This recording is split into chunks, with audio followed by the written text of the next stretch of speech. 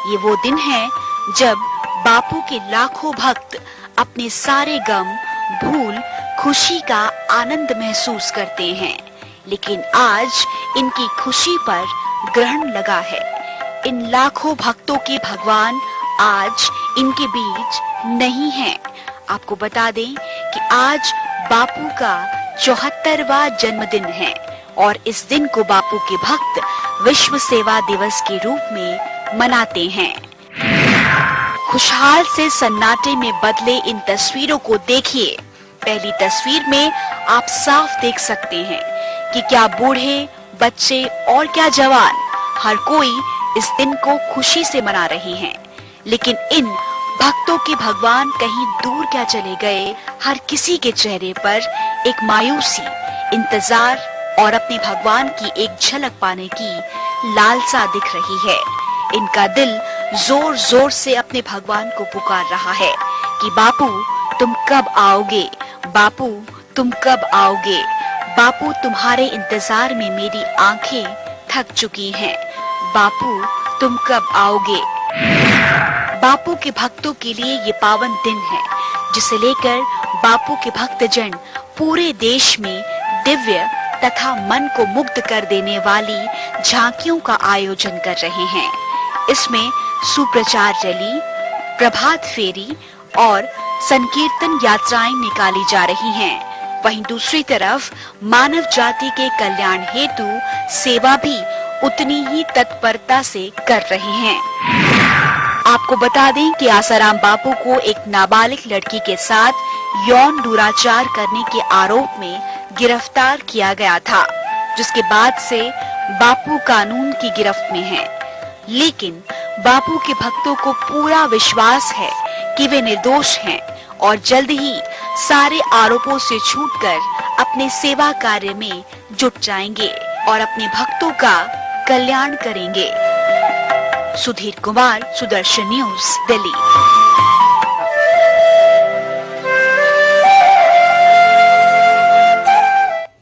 तो आसाराम बापू के भक्तों को अभी भी विश्वास है और अभी भी उनके मन में ये किरण बाकी है कि आसाराम बापू आरोपों से मुक्त होकर जरूर वापस आएंगे।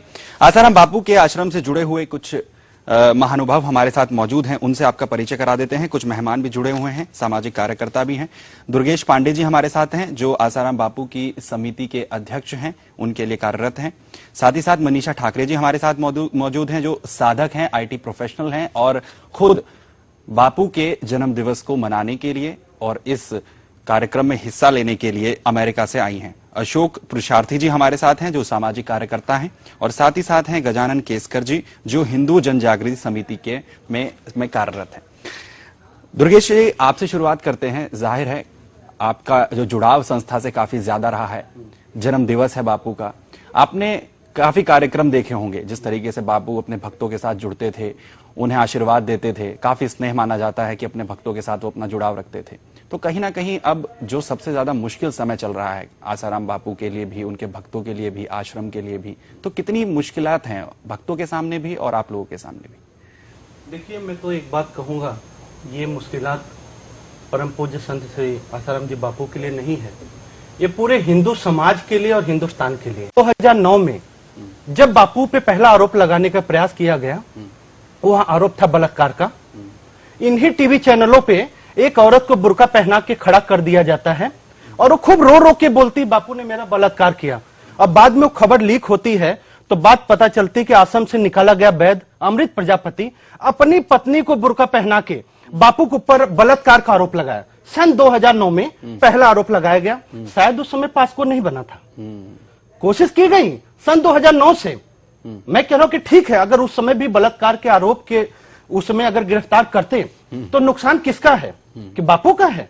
आज 4 करोड़ से ज्यादा विद्यार्थी, बालक और पूरे देश में देखने वाले जो भी, चाहे बापू को माने चाहे न माने, विदेशों तक की मैं बात कर रहा हूं, वो सब लोग युवा से, जो हमारी युवा धन सुरक्षा है, जो बड़े बच्चों को कुसंग से बचाने के कार्यक्रम है, उसके द्वारा पूरे विश्व में जुड़े हुए हैं। और मैं हिंदुस्तान की बात नहीं कह रहा हूं, अभी मैं समाचार पत्र में पढ़ रहा था, एक न्यू जर्सी के सीनेटर है, उनका कहना था कि हमारे देश में संत आसाराम जी बापू जैसे लोग नहीं हैं, इसलिए हमारा युवा पीढ़ी बर्बाद हो रहा है। मैं धन्यवाद देता हूं हिंदुस्तान को, जहां पे संत श्री आसाराम जी बापू जैसे वहां पे संत हैं।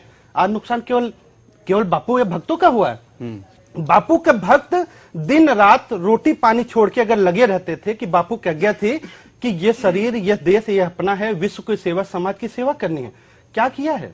आज क्या है? आज इतने दिन होने के बाद में मैं क्या बोलूं, सरकार से कहूं कि जनता से पूछूं कि सन 2009 में जब आरोप लगा, वही आदमी वही अमृत प्रजापति, वही महेंद्र चावला, 5 साल बाद भी महेंद्र चावला त्रिवेदी जांच आयोग के सामने खुद बोला कि नहीं, मैंने बापू के ऊपर झूठे आरोप लगाए थे, वहां पे कोई गुफा नहीं है। बिल्कुल बिल्कुल, कहीं ना कहीं तो और वही लोग फिर बोल रहे हैं, और फिर वही मीडिया चैनल उन्हीं को बुलवा भी रहा है, और वही गंदगी। तो सच्चाई कौन सामने लाएगा? ये तो मनीषा ठाकरे जी, आप खुद अमेरिका से वापस आई हैं बापू के जन्मदिवस में हिस्सा लेने के लिए, इसमें अपना योगदान देने के लिए। ये फर्स्ट टाइम है या इससे पहले भी आप आई हैं? नहीं, मैं आ तो चुकी हूँ पहले, लेकिन इस बार मेरी कुछ भावनाएं अलग हैं।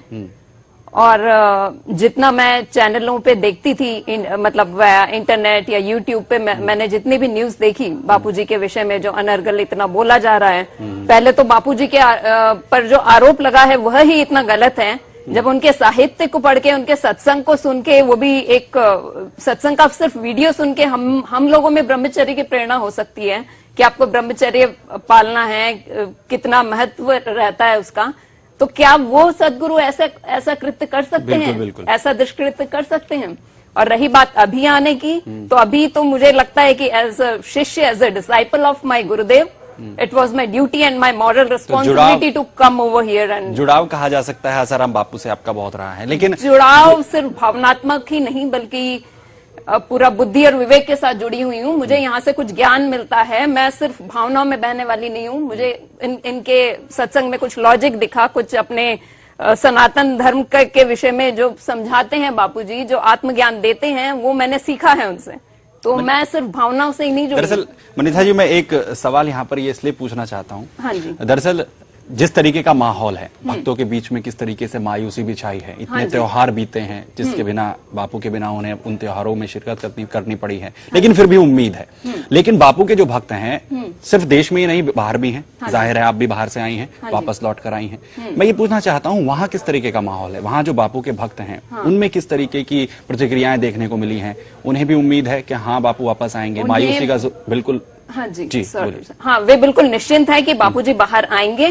इनफैक्ट उनको आज भारत की सरकार या भारत के मीडिया में, मैं सुदर्शन चैनल को तो नहीं कह रही, सुदर्शन चैनल तो सत्य का साथ दे रहा है, पर बाकी चैनलों में जो इतना बोला जा रहा है उसके विषय में वे लोग काफी दुखी हैं, पीड़ित हैं, पर बापू के प्रति उनकी श्रद्धा अभी तक डगमगाई नहीं है। श्रद्धा जो है वो लगातार बरकरार है भक्तों की, जो आसाराम बापू के भक्त हैं, और उम्मीद अभी भी यही है कि आसाराम बापू वापस आएंगे, दोष मुक्त वापस आएंगे, और जो षड्यंत्र उनके खिलाफ किए जा रहे हैं वो सब धता साबित हो जाएंगे।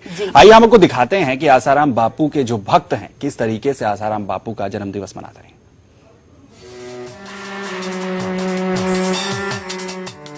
यौन शोषण के आरोप में गिरफ्तार आसाराम बापू का आज जन्मदिन है। 74 सावन देख चुके आसाराम बापू आज जेल में हैं, लेकिन कई आरोपों से जूझ रहे आसाराम बापू के भक्तों को पूरा विश्वास है कि वे निर्दोष हैं और हर इल्जाम को धत्ता बताकर वे वापस जरूर लौटेंगे। देखो, लोगों का विश्वास तो पहले था ही, और अभी भी है, और बाद में भी रहेगा। जितना पहले था इससे ज्यादा अभी भी है। जो लोग पुराने हैं उनका विश्वास कभी हटने वाला है ही नहीं। एक बार बापूजी के साथ अगर आगे कदम रखते हैं कभी पीछे लौट नहीं पाए। यही विश्वास, आप क्या कहेंगे? जी, बापूजी की शिष्य एक बार बन गए ना तो बन ही गए। कदम अपने आगे बढ़ाते चला जाए, बापूजी के कहने हैं तो पीछे लौटा ही नहीं जाता। आप क्या कहेंगे? बापूजी ने तो से आप क्या कहेंगे? जो हमारे बापूजी ने दिया है दुनिया में कोई नहीं दे सकते हमको। आप क्या कहेंगे? आप देख सकते हैं कि यहाँ इतना कुप्रचार होने के बाद भी कितने लोग इकट्ठे हैं। वही बताता है कि लोगों को कितना विश्वास है साधकों को। 1 सितंबर 2013 को गिरफ्तार हुए आसाराम बापू अभी भी जोधपुर की जेल की 4 दीवारों में कैद हैं, लेकिन उनके भक्तों की भक्ति में कोई कमी नहीं आई है। वे हर साल की तरह इस साल भी बापू के बताए रास्ते के अनुसार चल रहे हैं और उनके जन्मदिन पर लोगों की सेवा कर रहे हैं। आज बापू जी का 74वां जन्म उत्सव मनाया जाता है। हम इसको जन्म उत्सव नहीं मानकर संत अवतरण का नाम हम देते हैं, क्योंकि संतों का अवतार होता है। कहते हैं कि जिसके जन्म का अंत हो जाए, जिसके जन्म मृत्यु का अंत हो जाता है, उसे संत कहते हैं। तो बापू जी का अवतरण दिवस आज देश विदेश में, केवल देश में ही नहीं लेकिन विदेश में भी 1200 समितियों के द्वारा और उनके जो 4 करोड़ अनुयायी हैं और 17,000 बाल संस्कार केंद्र चलते हैं, उनके द्वारा भंडारे होंगे, अन्न वितरण होगा, वस्त्र वितरण होगा, पैसे वितरण होंगे, कंबल वितरण होंगे और छाछ वितरण होगी तथा पलाश का शरबत आश्रम के द्वारा सबको बांटा जाएगा। आज बापू जी का उस तरह से अवतरण दिवस मनाया जा रहा है। आसाराम बापू के जेल में जाने के बाद जब पहला दशहरा आया तो इनकी आंखों से आंसुओं की धार बहने लगी। ये वो पल याद करने लगे जब बापू इनके साथ होकर इस पर्व को बहुत ही खूबसूरती से मनाते थे। दशहरे के मौके पर भी बापू जेल से नहीं छूटे तो श्रद्धालु बेहद मायूस हो गए। दिवाली आई तो उन्हें लगा कि वे बापू के साथ दिए जलाकर त्योहार मनाएंगे, लेकिन शायद ईश्वर उनका और कड़ा इम्तिहान ले रहा था। ये दूरी और यादों का सिलसिला यही नहीं रुका, क्योंकि कई पर्व तो गुजर गए लेकिन बापू अभी भी उनसे दूर थे। जब होली आई तो सभी भक्तों को बापू के साथ बिताए पल याद आ गए।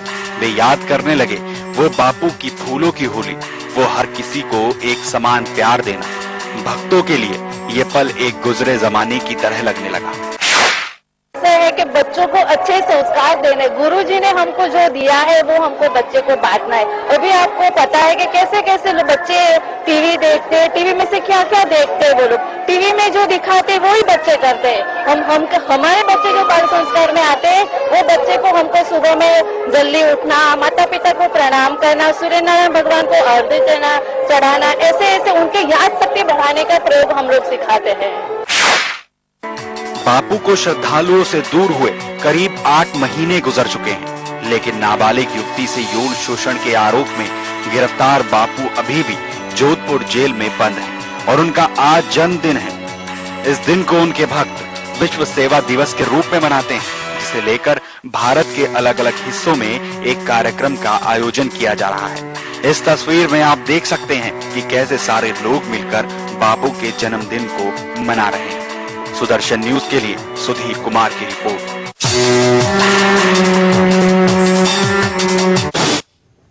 तो बापू के जो भक्त हैं, बापू के जन्मदिन को सेवा दिवस के रूप में मनाते हैं और कोशिश यही की जाती है कि ज्यादा से ज्यादा लोगों को इसका लाभ हो और गरीबों तक पहुंचने की पहुंच यहां पर भक्तों की तरफ से की जाती है। लेकिन कहीं ना कहीं जो इतना वक्त लंबा बीता है, भक्तों के बीच आसाराम बापू नहीं है, तो कहीं ना कहीं मायूसी है। लेकिन उस मायूसी को खत्म करने की कोशिश की जा रही है और उम्मीद यही है कि आसाराम बापू जल्द ही सकुशल और स्वस्थ वापस आएंगे। अशोक प्रशासी जी, मैं आपसे एक सवाल इसलिए पूछना चाहता हूं, सामाजिक मुद्दों से जुड़ा हुआ पूछना चाहता हूं। एक व्यक्ति जो सामाजिक कार्यों में इतना बढ़ चढ़कर हिस्सा ले रहा था, जो बार बार लोगों से ये अपील करते हैं कि आप आगे आइए, गरीबों की मदद कीजिए, सामाजिक परिस्थितियों को सुलझाइए, उन्हें आगे बढ़ाइए, गरीबों की मदद कीजिए, तो कहीं ना कहीं एक सामाजिक कार्यकर्ता के रूप में आसाराम बापू के ऊपर इस तरीके से आरोप लगना और उसके बाद जिस तरीके से जो भक्त हैं उनके, वो साफ कहते हैं कि साजिश हो रही है उनके खिलाफ, तो कहीं ना कहीं एक सामाजिक कार्यकर्ता की जो शैली है उस पर भी फर्क पड़ता है, समाज पर भी फर्क पड़ता है। मैसेज क्या जाता है? बिल्कुल सुमित जी, मैसेज तो बहुत ही बुरा जाता है और हमारे देश की बहुत बड़ी विडंबना है कि आजादी के बाद एक हमारे यहाँ परिवार को तोड़ा गया, संयुक्त परिवार था वो उसको तोड़ा गया, समाज को तोड़ा गया। राष्ट्र को तोड़ने की ये जो धर्म विरोधी ताकतें हैं वो पूरी प्रयास कर रही हैं आजादी के बाद से अब तक। और बापू जैसे ब्रह्मज्ञानी संत, ऐसे संत महात्मा जो जनमानस को एक सूत्र में बांध के रखे हैं, ना यहाँ कोई जाति है, ना कोई धर्म है, ना कोई भेदभाव है, ना कोई छुआछूत है, ना कोई संप्रदाय है, एक सामरिक रूप से सबकी सेवा कर रहे हैं। सामाजिक आध्यात्मिक देवदूत के रूप में तो हैं ही, इसके बाद भी सामाजिक कार्यकर्ता के रूप में भी अगर उनके 4 करोड़ साधक हमारे देश में उनसे जुड़े हुए हैं, जो 4 करोड़ उनके शिष्य हैं, वो 40 करोड़ लोगों में जाते हैं। और चाहे होली आती हो, चाहे दिवाली आती हो, चाहे दशहरा आता हो, चाहे बापू का अवतरण दिवस आता हो, चाहे बापू जी का आत्म साक्षात्कार दिवस आता हो, वो 4 करोड़ साधक मिलकर वो 40 करोड़ गरीबों में जाते हैं और उनको पूरी भौतिक चीजें, जो भौतिक आवश्यकताएं हैं उनकी, उसको पूरा करते हैं। तो ये बहुत बड़ी विडंबना है, और सबसे बड़ी विडंबना है कि सरकार को जरा सा भी चिंता इस पर नहीं है, सिकन नहीं है, जबकि जिस लड़की ने उनके ऊपर आरोप लगाया किसी प्रकार को आरोप आज तक साबित नहीं हो पाया है। जबकि वहां का जो डीएसपी था अजय लांबा ने स्टेटमेंट अपना दिया हुआ है, पूरा देश इस चीज को जानता है। इसके बाद बापूजी को इतने दिन से उनको किस प्रकार से उनको मतलब मानसिक और शारीरिक रूप से प्रताड़ित किया जा रहा है, ये विडंबना है। और हमारे यहाँ जो राजधर्म होता है ना, राज सत्ता जो होती है वो भौतिक डेवलपमेंट कर सकती है, भौतिक विकास कर सकती है, वो जमीन का जैसे वो भौतिक विकास कर सकती है, बड़ी बड़ी सड़कें बना सकती है, बड़े बड़े शॉपिंग मॉल बना सकती है, बड़े बड़े फूड कोर्ट बना सकती है, लेकिन मानवता के जीवन में, मनुष्य के जीवन में जो चरित्र का निर्माण है वो बापू जैसे संत कर सकते हैं। जैसे एक मानव के जीवन में ऑक्सीजन की जरूरत होती है, हमें वृक्षों से मिलती है, जल की जरूरत होती है, हम जल के बिना नहीं रह सकते, हम ऑक्सीजन के बिना नहीं रह सकते, हम इन तत्वों के बिना, पंच तत्वों के बिना नहीं रह सकते हैं। ऐसे बापू जैसे जो महापुरुष हैं, उनके ज्ञान के बिना भी ये जीवन नहीं चल सकता है, और ऐसे संतों को अंदर रखना ये बड़ी विडंबना है और ये बड़ी शर्म की बात है। गजानन जी, जाहिर है आप पर्सनैलिटी डेवलपमेंट की क्लासेस भी चलाते हैं और लोगों को इंस्पायर भी करते हैं। गुरु के महत्व को मैं आपसे सब समझना चाहता हूं। एक संत जो लोगों से, अपने भक्तों से इस तरीके से जुड़ाव रखते थे और अभी भी उनका जुड़ाव है, उनके भक्त चाहते हैं कि वो वापस आएं, उन पर जो आरोप लगाए गए हैं वो जल्द से जल्द उनकी तरफ से हटाए जाएं। लेकिन अगर एक गुरु को एक भक्तों से अलग किया जाता है तो मेंटली कितना इफेक्ट पड़ सकता है, और जाहिर है संख्या बहुत ज्यादा है भक्तों की, अतः उनके भक्त हैं, चाहे देश में हो चाहे विदेश में हो, तो इतनी बड़ी संख्या में लोगों पर कोई ना कोई नेगेटिव इफेक्ट तो जरूर पड़ता है ना। इसमें मैं सर्वप्रथम परम पूज्य आसाराम जी बापू का जो जन्मदिन है तो उनके चरणों में कोटि कोटि प्रणाम करता हूँ जी। भारत की जो परंपरा है तो वही गुरु शिष्य परंपरा है, गुरु शिष्य परंपरा ही भारत का सबसे बड़ा महत्व है। आज परम पूज्य आसाराम जी बापू उनके भक्तों के बीच में स्थूल देह से नहीं है, लेकिन उन्होंने जो सीख उनके भक्तों को दी है तो वो सीख उनके सभी भक्तों के अंदर में अच्छी तरह से रुझी गई है। तो इसलिए स्थूल रूप से वो न होते हुए भी उनके भक्त उन्होंने जो बताया हुआ आचरण है उसके अनुसार कुछ न कुछ कर रहे हैं। उनको जो दुख हो रहा है वो स्वाभाविक है, क्योंकि एक साधक के दृष्टिकोण से अगर देखा जाए तो गुरु को वो केवल गुरु ही न मान के माता पिता बंधु ऐसे सब कुछ मानता है, और वो अगर उनके बीच में नहीं है तो उन्हें दुख होना स्वाभाविक है। और एक बात इधर मैं ये कहना चाहूंगा कि ऐसे जो गुरु है जिन्होंने आज करोड़ों लोगों को साधना के सन्मार्ग पे लेके गए हैं, तो वे आज उनके बीच में नहीं है तो समाज को भी उतना ही आज दुखी होना चाहिए, क्योंकि आज अगर बापू बाहर रहते तो कई ऐसे लाखों लोग हैं कि वो साधना के मार्ग पे आज चल सकते थे, तो आज उनका भी बड़ा नुकसान हो रहा है। दुर्भाग्यवश लोगों को आज समझ में नहीं आ रहा है, तो कहीं ना कहीं रॉन्ग मैसेज लोगों के बीच में जा रहा है। लेकिन दुर्गेश जी, क्या आपको लगता है कि कहीं ना कहीं जो ये तमाम चीजें रची गई हैं बापू के खिलाफ, संत आसाराम बापू जी के खिलाफ, तो क्या आपको लगता है कि ये सिर्फ हिंदू धर्म, सनातन धर्म, या तमाम जिस तरीके से सनातन धर्म को आगे बापू ले जाने की कोशिश कर रहे थे उसे बाधित करने की, या उस जो आंदोलन उन्होंने चलाया था उसे रोकने की कोशिश थी, तमाम जो चीजें रची गई? देखिए, मैं तो ये कहूंगा, भी आपके चैनल पे दिखाया जा रहा था, चाहे दीपावली रही हो, बापूजी ने बैठ के कभी मिठाई नहीं खाई है। बापूजी ने गरीबों के बीच मिठाई बांटी है। आज हमारा हृदय रोता है। ये इसलिए नहीं कि बापू अंदर हैं, इसलिए कि वो सारे गरीब रो रहे हैं, वहां पे सेवाएं नहीं हो पा रही है। आज जो गरीब जो हैं, जहां पे बापू जा करके लोगों को अन्न वस्त्र पैसा देते थे, बापू के रहने से इतने सेवा काम होता था। और यही नहीं, मैं तो कहता हूं कि जो ये सरकारें नहीं कर सकती हैं, करोड़ों रुपया प्रचार करके नहीं खर्च कर सकते हैं, वो करोड़ों लोग बैठ के एक बार में बापू की आज्ञा मान के शराब छोड़ देते थे। आज अगर खुश होगा कोई तो केवल दारू बेचने वाला खुश हो सकता है। दुर्गेश जी, आपकी भावनाओं से समझ में आ सकता है कि किस तरीके से भक्तों के बीच में जो ये इतनी बड़ी त्रासदी कही जा सकती है आसाराम बापू के भक्तों के लिए। हालांकि आप जिस तरीके से व्यक्त कर रहे हैं, जितनी परेशानियां आप लोगों के बीच में है, वो आपकी भावनाओं से, आपके आंसुओं से साफ सामने आती है। और जिस तरीके से आप बात कर रहे हैं कि जाहिर है उन गरीबों के अंदर भी कहीं ना कहीं वो प्रताड़ना जरूर होगी और वो तकलीफ जरूर होगी कि एक ऐसा शख्स जिसके सहारे वो जीवित थे, जिसके सहारे वो सांस ले रहे थे, वो उनसे इतने दूर है। मनीषा जी, मैं आपसे जानना चाहता हूं, जाहिर है आप लोगों की भावनाएं सामने आ ही रही हैं, आप जिस तरीके से प्रकट कर रहे हैं।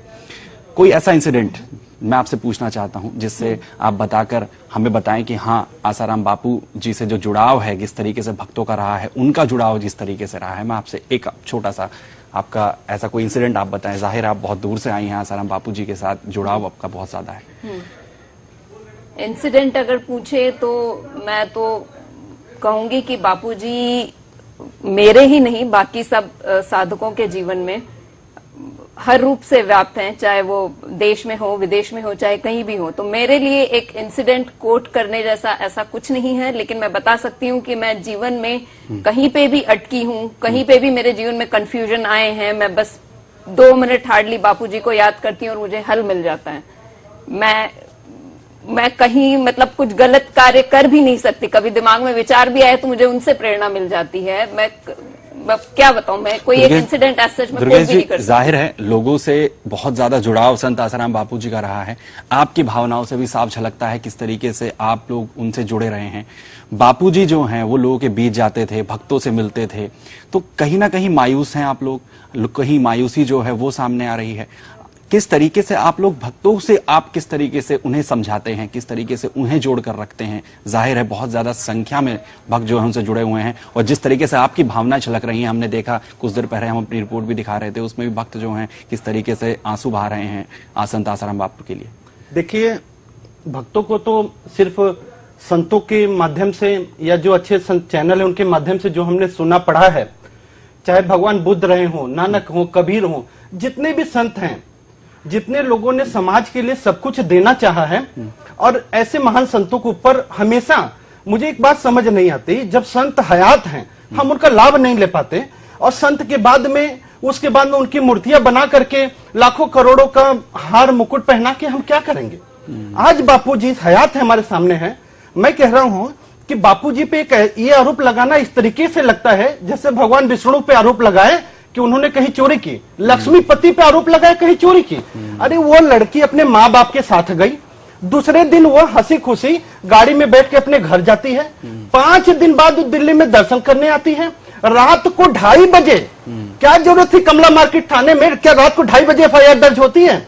मैं 6 महीने जंतर मंतर पे बैठा हूं, और ऐसे ऐसे लोग आए हैं कि मैं किसी का नाम नहीं लेना चाहता, लेकिन हमें पता है कि 2009 से लगातार बताते थे लोग कि बापू के पीछे लगे हुए, क्योंकि बापू ने करोड़ों लोगों की शराब छुड़ा दी, वो काम धंधा बंद हो गया, नशा छुड़ा दिया। जो धर्म परिवर्तन करा रहे थे उनका धर्म परिवर्तन रुक गया काम। वो क्यों कह रहे थे धर्म परिवर्तन 10 आदमी का करते हैं, बाहर से पैसा ज्यादा आता है। तो कहीं ना कहीं साजिश तमाम लोगों की तरफ से यहाँ पर आसाराम बापू के खिलाफ यहाँ पर की जा रही थी, लेकिन अभी भी बापू के भक्तों को ये आस है कि सकुशल और स्वस्थ बापू और आरोप मुक्त होकर जेल से जल्द ही बाहर आ जाएंगे। बहरहाल आप सभी का हमारे इस कार्यक्रम में जुड़ने के लिए और अपनी भावनाएं व्यक्त करने के लिए बहुत बहुत शुक्रिया।